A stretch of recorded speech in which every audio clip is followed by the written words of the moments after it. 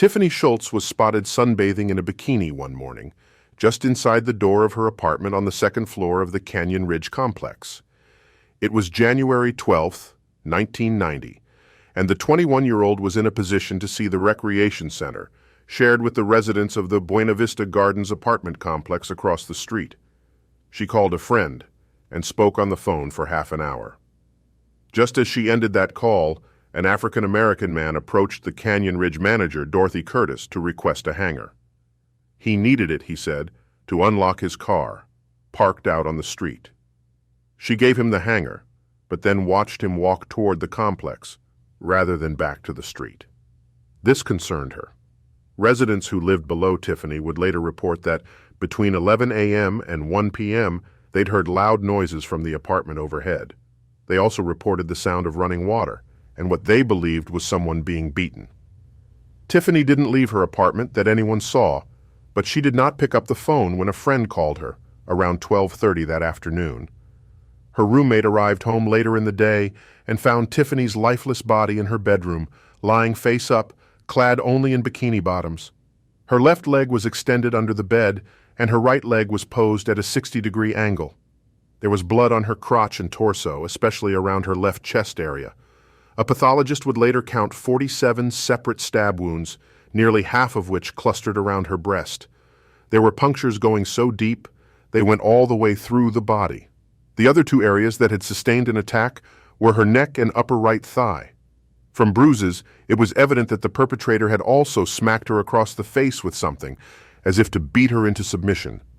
The police who arrived found no sign of forced entry, although there was blood on the doorknobs, and despite a seemingly erotic frenzy of stabbing, the victim was not sexually assaulted. The officers surmised that the intruder had left by way of the balcony, leaping from the second floor to the ground. On Tiffany's hand, they'd found hair strands and managed to lift some skin samples for genetic testing. The first obvious suspect was Tiffany's boyfriend, so he was arrested and interrogated. However, with no evidence to hold him, within days of his arrest, he was released. Nothing else turned up to implicate him, so he was eventually dropped as a viable suspect. Since Tiffany worked part-time as an exotic dancer, investigators thought perhaps someone had followed her home. No one yet realized that this was the first of several such assaults in the area. The next one occurred about a month later. Janine Weinhold also rented a second-floor apartment, residing at the Buena Vista Gardens apartment complex. She and her female roommate were students at the University of California, San Diego. On February 16th, Janine drove her roommate to work around 9 a.m., arranging to pick her up later that afternoon. But she did not show up. She said she was returning to the apartment and had mentioned no plans to go elsewhere, so it seemed strange that she not only did not show up but also failed to answer the phone when the roommate called. Such behavior was uncharacteristic of her. A neighbor who lived below Janine saw a black man on the stairs around 11:30 that morning. He was just sitting there, his face in his hands, and she thought he looked quite unhappy. Not long afterward, she heard loud noises in Janine's apartment overhead, but when the noises stopped, she went back to what she was doing. It was not until evening, around 8 p.m., that Janine's roommate finally came home. Having heard nothing from Janine all day, she was worried. She soon learned she had good reason to be. The front door was locked, so she let herself in. Then she found Janine's body. The dead woman lay on the floor of her bedroom, naked except for her bra.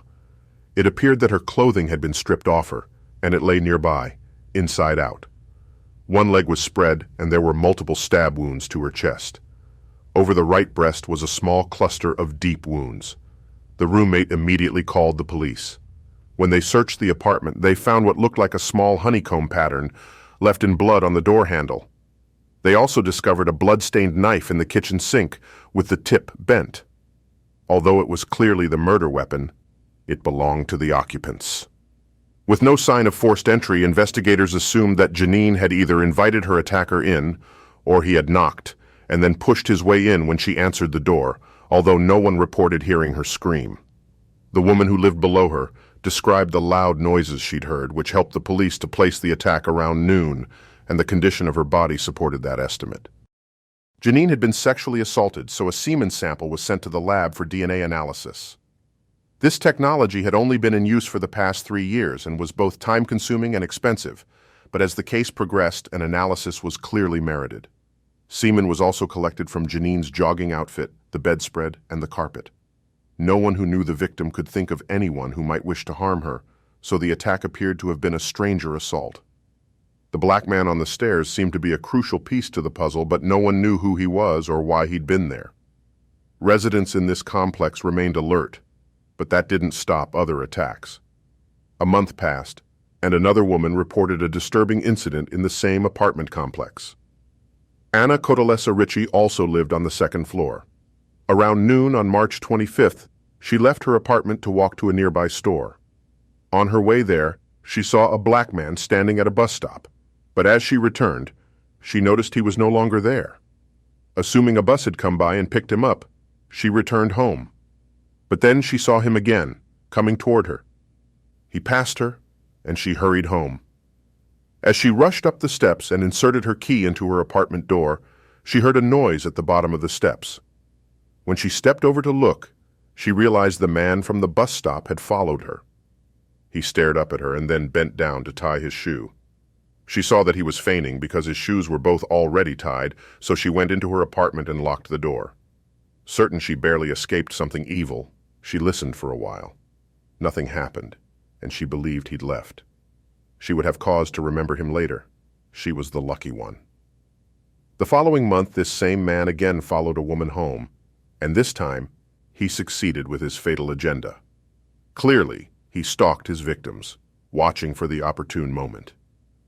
18-year-old Holly Tarr lived in Michigan, but she was visiting her brother at the Buena Vista Gardens apartment complex that April with her friend Tammy.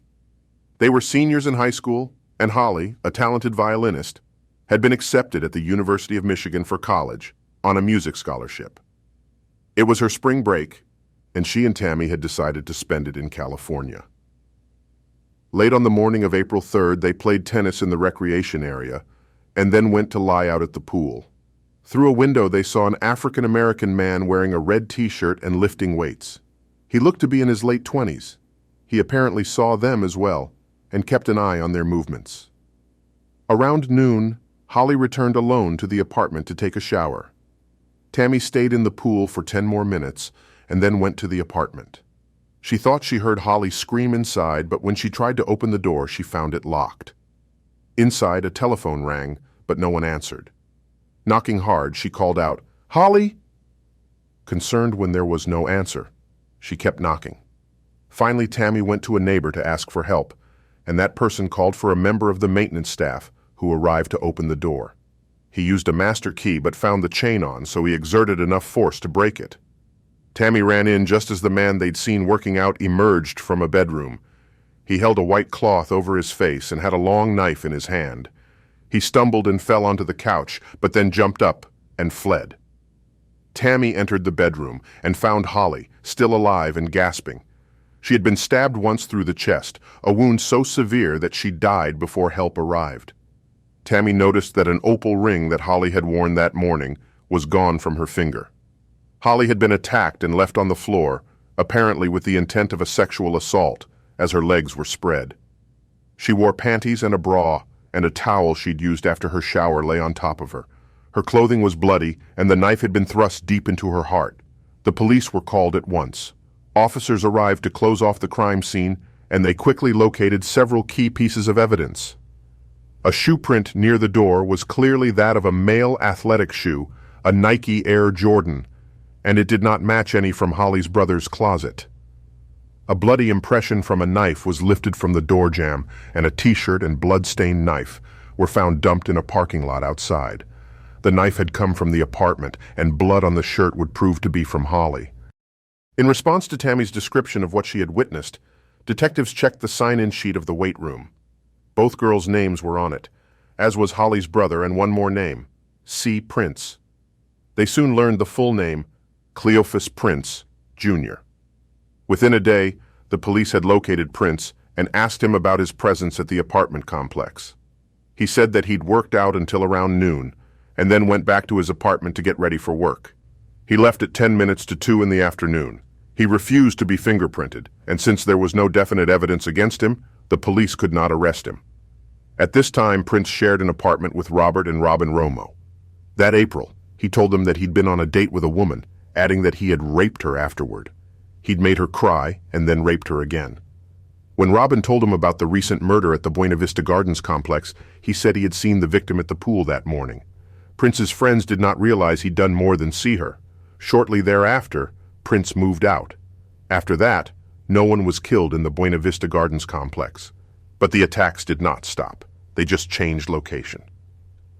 In the early afternoon of May 2nd, a woman named Leslie was out on the beach near a home she was visiting. She walked back to the house and saw an African-American man standing at the door. She asked what he wanted, and he told her he'd once lived in the house. Then he walked away. She went inside, and to her surprise, that same man pushed his way in after her.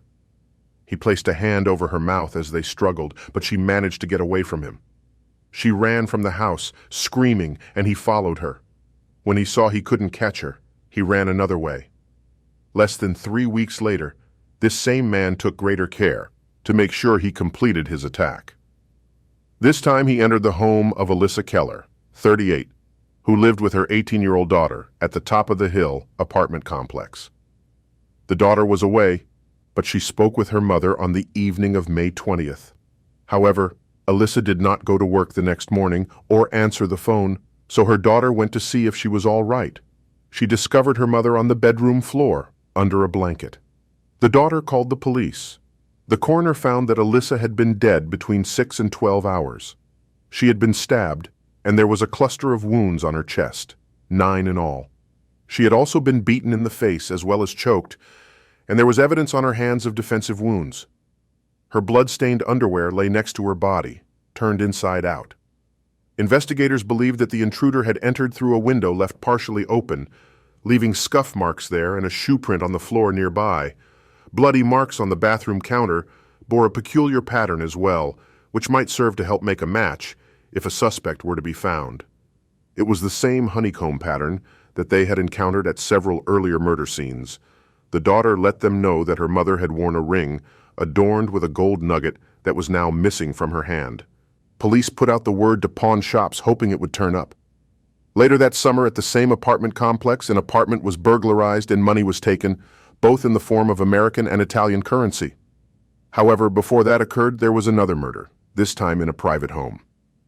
On September 13th, Pamela Clarkson, 42, left home around 8 a.m. to go to the Family Fitness Center on Miramar Road. Her husband left shortly thereafter, but their daughter, 18-year-old Amber, was still in bed. Their home was in University City, a neighborhood of San Diego. Around mid-morning, a neighbor heard Amber having words with someone inside the home, and then heard a male voice. Amber cried out, but there was nothing more, so there seemed little reason to be alarmed. Pamela drove in around 11 o'clock, but later that day she failed to show up for work. A phone call to the home was not answered, so a colleague decided to go over to find out if Pamela was all right. It was this woman who came across her body in the entryway of the home. Pamela was on her back, nude, with her arms spread out at 90-degree angles to her body. She had been repeatedly stabbed, with 11 deep wounds to the upper left chest area. From blood trails on the floor, it appeared that she had been stabbed elsewhere and dragged to this location. Near her head lay a bloody knife. The woman called the police and they discovered the second victim, Amber. She lay on the floor in a bedroom. While she wore clothing, her breasts had been exposed, and she too had exactly 11 deep wounds in a cluster to her upper chest. However, blood from her wounds had been smeared onto her torso. Apparently she was killed first and Pamela second. Another knife lay on the bathroom floor. A search inside Pamela's purse revealed that money had been taken. Although robbery hardly seemed like motive for this double homicide, it was more like an afterthought. Her wedding ring was gone as well. Looking for a point of entry, police found a screen removed from a dining room window. The sliding door also had marks on it that appeared to have been made by a tool. There were shoe prints from a male athletic shoe under the dining room window. While not initially linked to the other murders, it would not take long before detectives were certain they had a serial killer with a stabbing fetish in the San Diego area. Reporters clamored for an arrest, and residents were terrified by this latest set of intruder homicides. At the height of the investigation, The task force consisted of 27 detectives, 5 sergeants, 1 lieutenant, and a police captain. A city councilman, whose district included Clairemont, told reporters he was fielding some 300 to 400 calls a day from concerned citizens. He went to meet with some people and found that they were in a state of terror. Home entry was an unusual method for a serial killer, although Richard Ramirez had done something similar in Los Angeles and San Francisco less than a decade before. America's Most Wanted ran a show about the string of murders, asking anyone with information to come forward. A truck driver was detained for a while, as was a black man who fit the description, but neither panned out. Strangely enough, the killer had given plenty of clues to people who knew him, but none of them provided information to help with an arrest. In fact, the police already knew him. Around this time, Cleophus Prince told friends he was dating an older white woman, a massage therapist. He had a wedding ring he said was hers, and he added that he was having sex with the woman's daughter as well. He told the same story to the foreman at the job where he was working, Nakam Communications, where he installed underground cable.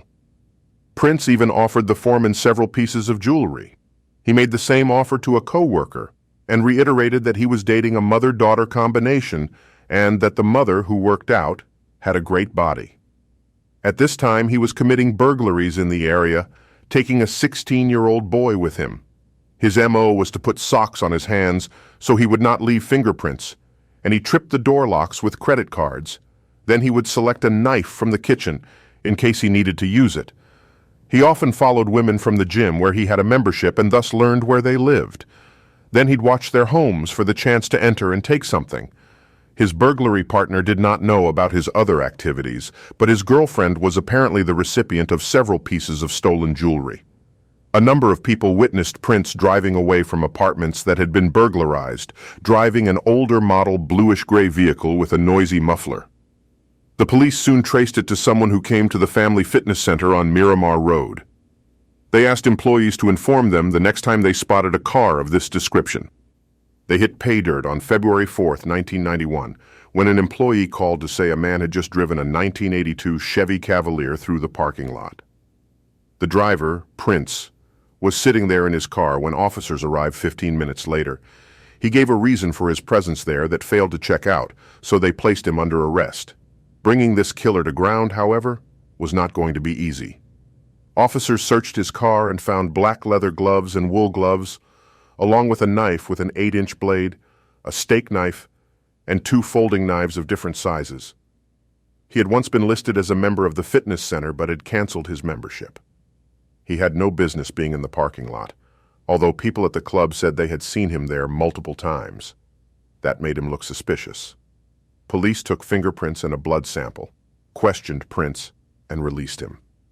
It would take several weeks to get results, and they had nothing with which to detain him. Prince quickly left the state, supposedly to go visit his mother in Birmingham, Alabama.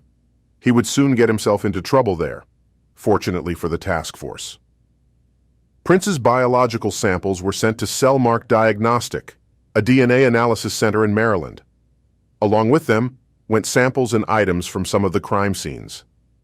3 weeks later, the police learned that there was a match between Prince and the semen samples from the Weinhold murder. It was time to make an arrest. But when officers went to Prince's last known address, which turned out to be next door to the building where the 4th victim was killed, they learned he was gone. Nevertheless, they searched the apartment, turning up an opal ring that matched the description of the one removed from Holly Tarr when she was stabbed. They learned that only 63 such rings had been manufactured, and none had been distributed in California. That was good evidence against Prince. They got a tip on where he'd gone and alerted the police in that jurisdiction. Prince was up to his usual tricks, according to the Union Tribune. He'd just been arrested on March 1st for burglary. He allegedly took money from a cash register at a dance club and had been released on bond. 3 hours later, the Birmingham police learned about San Diego's interest in him.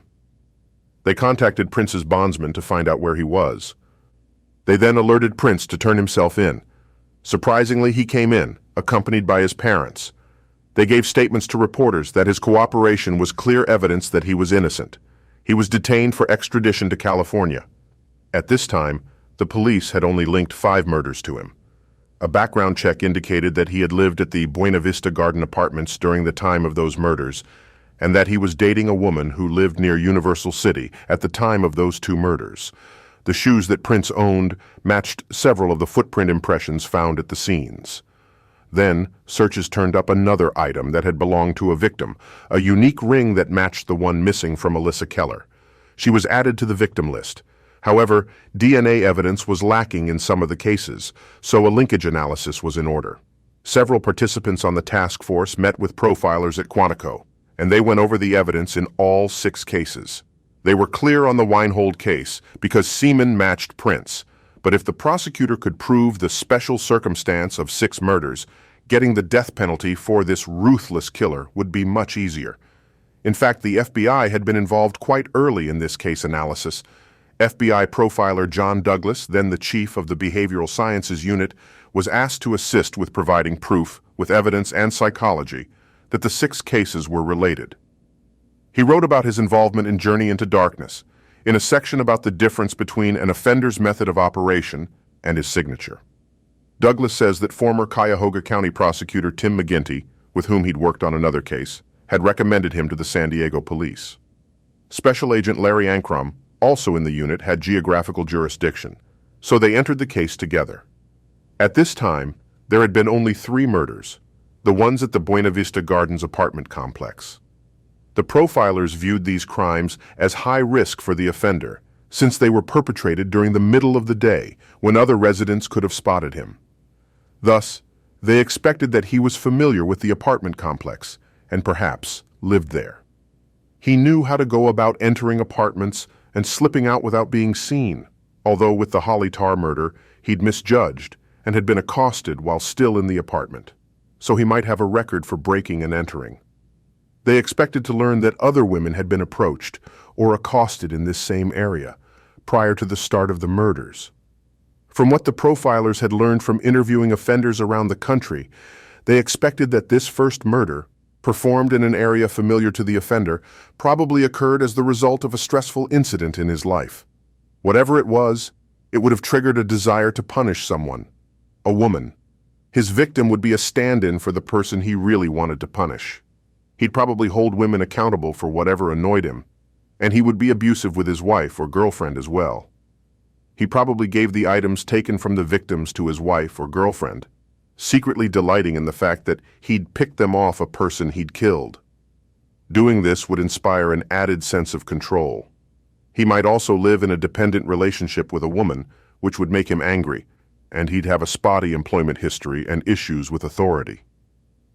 Douglas and Ankrum told the task force that they should publicize the list of traits, along with the probability that the offender's behavior would have changed somewhat since the first murder, evident in activities such as greater substance abuse or secrecy. People who knew him might recognize his involvement from behavioral clues and his absence during the times of the murders, and provide helpful information. Since he'd been spotted at this apartment complex, Douglas suggested he'd move on and find victims elsewhere. What Douglas anticipated during the first few months of the murder spree proved to have been correct, as 3 more victims turned up in the next several months at 2 separate scenes. While it was unfortunate that the killer had succeeded 3 more times, it provided more of a basis for analysis. At first, the profilers had only 5 crime scenes, but a 6th would turn up as well. The victims all fit a similar type: white, attractive, and physically fit. Most had been brunette, and 5 had been between 18 and 21. The 42-year-old mother looked much younger, and might also have come into a scene already happening. The killer had entered each residence via an unlocked door or window. All of them had been stabbed, and 5 were killed around the same time of day. All were left face up on the floor of their homes, nude or mostly nude. 3 lived in the same apartment complex, and 3 used the same fitness center. Jewelry was removed from 3 of the victims, but most telling was the way the deepest stab wounds had been concentrated in the chest area, revealing a focused and controlled rage. Only Holly Tarr had a single wound, but that crime had been interrupted. In 5 of the cases, the knife used was from the residence. The profilers utilized the FBI's unique VICAP computer matching database. entering information about the race of the victims, their geographic location, the MO of entering their homes, the use of a knife, the time at which the murders generally occurred, and specifically the signature, the tight circle of puncture wounds left on the chest area. The results of the analysis indicated that there were no other crimes, aside from these 6, anywhere near this area, and none around the country with this particular type of wounding pattern. Douglas explained to a reporter that his method relied on intuitive guesses about a killer's age, educational background, occupation, type of vehicle driven, type of residence, and the possibility of a military background or a psychiatric incarceration.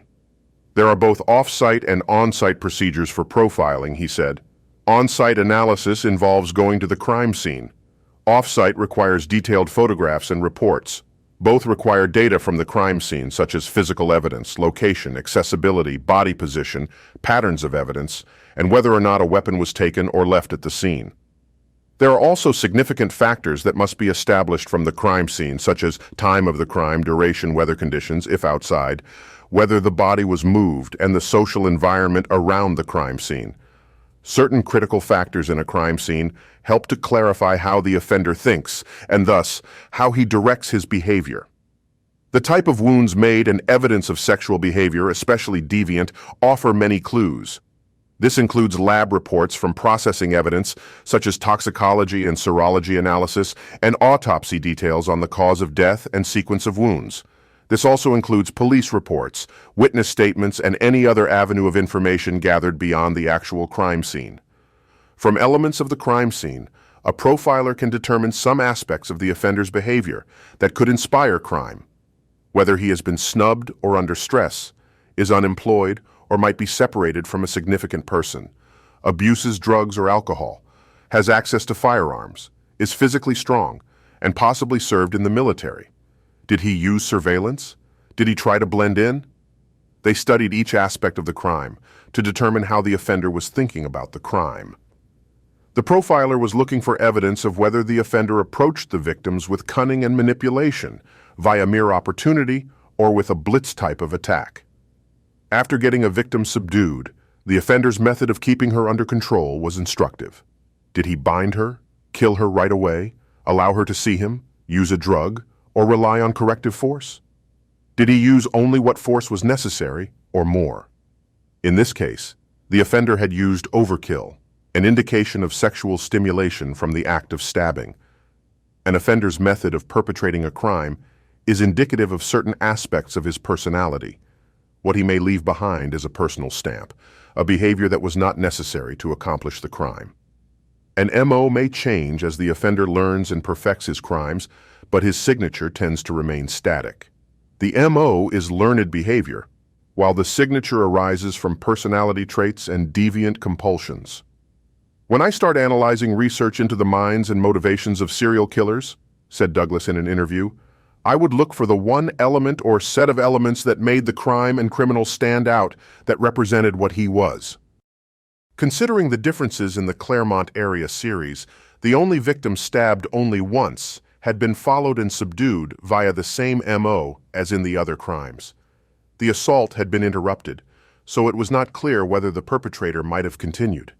In every other way, victim type, time of day, weapon used, it was similar. Only one victim had been sexually assaulted, while only one had been covered after the attack. One victim, the dancer, was higher risk than the others. However, taken all together to determine the links, the similarities outweighed the differences. There is simply no way, said Douglas, of coming up with a numerical value for each piece of information. It can be properly evaluated only by running it through the brain of an experienced profiler. Ancrum and Douglas decided that the motive for all 6 murders had been controlled sexual rage. They weren't alone in this interpretation. Former investigator Robert R. Keppel included this series of murders in his book, Signature Killers, because the offender left such a distinct behavioral signature at 5 of the murder scenes. Almost all sex offenders, especially signature killers, Keppel states, need to demonstrate a degree of total control over the victim, whether she's living or dead. They have to. Anger drives them to do it. Although Prince had explained to one of his accomplices in burglary that a stab to the heart was the surest way to kill, Keppel saw the multitude of stab wounds as a form of deviant sexual behavior known as piquerism. That is, Prince enjoyed stabbing and gouging with a sharp implement. In particular, he aimed at the heart and left breast, stabbing deeply many times, more than was necessary to kill. Keppel's signature analysis, which noted both the overkill and the ritual involved, indicated that he was angry and felt a need to control his victims. It was also sexual. He was stimulated by violence, and since only one victim had been raped, Keppel suggests that the knife was a substitute for penile penetration. Keppel believed that Prince was a sadist, having sunk the knife in slowly with satisfaction. In fact, he'd stabbed to the depth of an erect penis. The killer was obsessed with the stimulation of penetrating the victims, Keppel adds. Prince left the knife behind at 3 scenes to show the police his prowess. Keppel indicates that Prince's primary pleasure came from seeing blood flow from a woman's breast. But how did Prince actually measure up? Back then, it was unusual to have a black serial killer, let alone one who crosses racial lines to murder white women. Those who knew Prince well said that he seemed to be obsessed with sex and often bragged about his relationships with white women. Yet, there was no evidence that he'd had an altercation with a white woman that might have made him angry enough to kill. In fact, there was no indication from anything in his entire life history that he'd become a killer. As such, staff writers at the San Diego Union-Tribune penned a long article about how Prince did not fit the psychological profile offered by the FBI when they'd examined the crime scenes. As investigators learned more about Prince, they heard many acquaintances say that he was a polite young man, and that despite growing up in a rough neighborhood in Alabama, the oldest of 8 children, he'd never had a brush with the law and had stayed away from gangs. He'd been an average student who enjoyed sports, had completed high school, and had joined the Navy in 1987, being stationed at the Miramar Naval Air Station. There, he ran into trouble when he stole a postal money order. He received a sentence of nearly a month in the brig, was fined $466, and was eventually discharged in October 1989.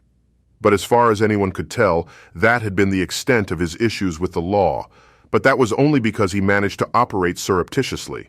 In fact, once he moved to San Diego, he'd been quite busy with thefts and burglaries. His father, Cleophus Prince Sr., also had a criminal record. He'd served time in prison for second-degree murder, which he told reporters had been done in self-defense, and had been arrested after he got out for rape, later reduced to assault. Thus, Prince had a role model. However, both of his parents insisted that the police had the wrong man. Their son, they said, was not capable of murder, let alone serial murder. They were certain he was being framed. In fact, he had shown no anxiety at all, the police had admitted, during the hour and a half he'd been questioned upon his initial arrest. "That crime spree is the work of a psycho person," Prince Sr. was quoted in the San Diego Union-Tribune. "Someone who has no mind to think." He couldn't imagine that his son could do such things. The boy had always been polite and obedient, he insisted. There had to be some mistake. "I imagine he was in the wrong place at the wrong time." Prince's attorney, Roger Appel, claimed that Prince looked nothing like the composite drawing, made from a woman who'd been accosted by a man police believed was also the killer. But the claim that he was the first known serial killer to have crossed racial lines in the hope to show the improbability of the situation was not true. Apparently in California, Prince had gotten a job but was soon laid off, so he'd turned to burglary, which he found easy to accomplish. He enlisted some accomplices and they donned socks to go in and rob homes without leaving fingerprints. Yet the socks were similar in pattern to the bloody honeycomb marks left on doorknobs where murders took place. A history of burglary is often a precursor to rape and murder.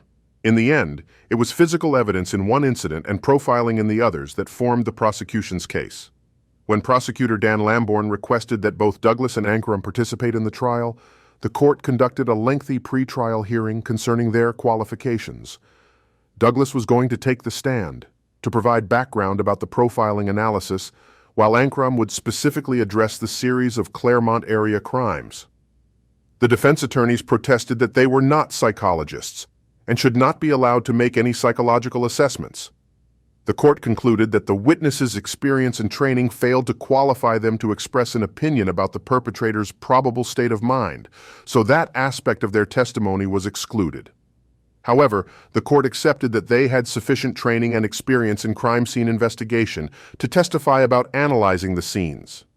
It was also deemed probable that the jury would not have the requisite knowledge to understand such concepts as signature analysis and linking similar crime scenes, so using an expert to explain it was acceptable. However, because it bordered on psychological motive, they were not allowed to actually use the word signature. The prosecution elected to use only Ancram, since he had been more extensively involved in the case. The trial, taking place in the summer of 1993, brought out several interesting items, one of which was a biological quirk that had stalled the investigation. Apparently, Prince was a non-secretor, meaning he failed to secrete in his biological fluids a blood enzyme present in 75% of the population. Since the test did not pick it up, the semen analysis from the Weinhold murder erroneously indicated that the offender's blood type was O.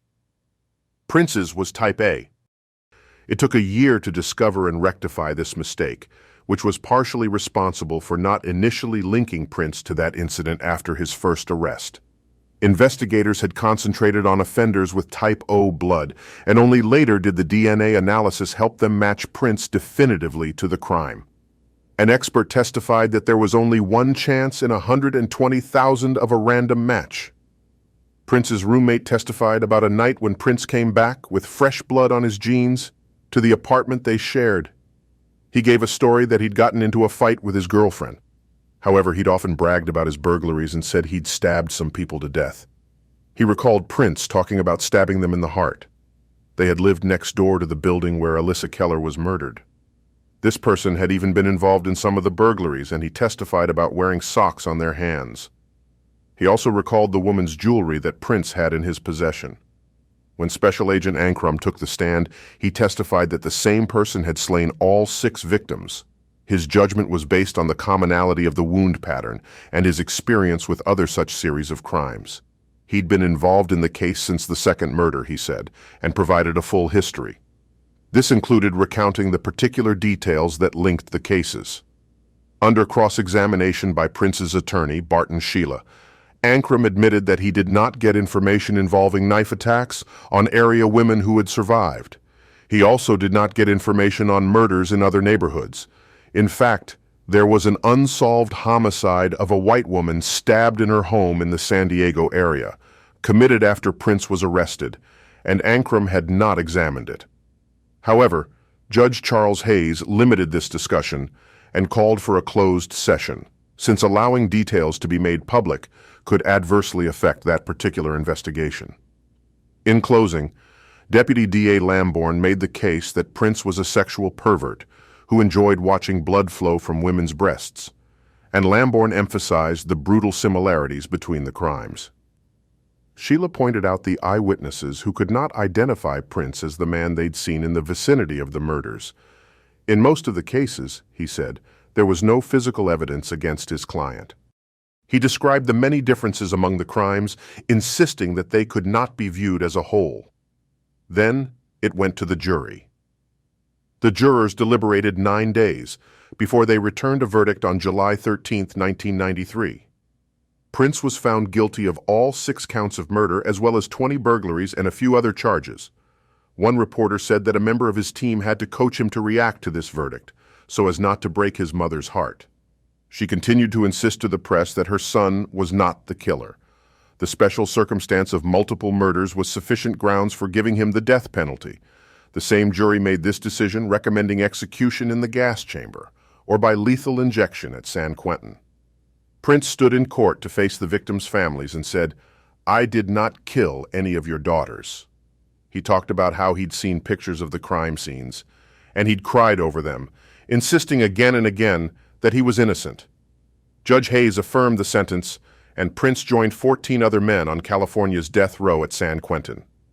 In May 2007, he appealed the conviction, but the California Supreme Court upheld the death sentence for Prince in a 159-page unanimous ruling that dismissed basically all of the legal beefs Prince's attorneys presented. As to his claim about pretrial publicity, the court found that the majority of the articles published prior to the trial had been framed in neutral terms. The judge had taken pains to keep Prince's picture out of the papers. So there was little basis for Prince's claim of unfair prejudice. The brunt of the complaint was against the use of Special Agent Larry Ankrum, the profiler.